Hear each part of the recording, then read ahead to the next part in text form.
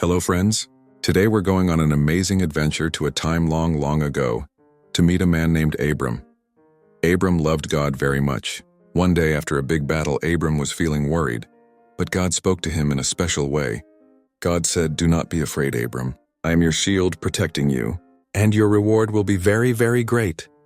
Abram looked up to the sky and sighed. "Oh, Lord God," he said, "what good is a great reward if I don't have a child to share it with? My servant Eliezer will be the one who inherits all my things." Abram was sad because he had no son or daughter. God took Abram outside into the deep, dark night. The sky was filled with tiny, twinkling lights. "Look up at the stars," God commanded. "Try to count them." Abram squinted, but there were far too many.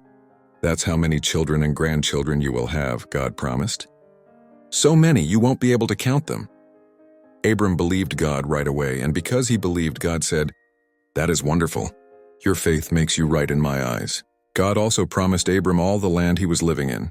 To make this promise super official, God told Abram to bring some animals: a 3-year-old cow, a 3-year-old goat, a 3-year-old ram, a turtle dove, and a young pigeon. Abram cut the big animals in half and laid the pieces opposite each other. Birds of prey tried to eat the meat, but Abram chased them away. As the sun was setting, a deep, spooky sleep came over Abram. God spoke to him again, telling him about the future.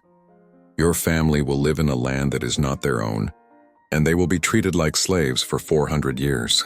But don't worry, I will punish the people who treat them badly, and your family will come back to this land with lots of wealth." God also promised Abram he would live a long, happy life and die in peace. Finally, when it was totally dark, something amazing happened. A smoking fire pot and a flaming torch passed right between the pieces of the animals. This was God's way of saying, "My promise is sealed.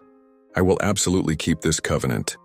And that is the wonderful story of God's big, faithful promise to Abram.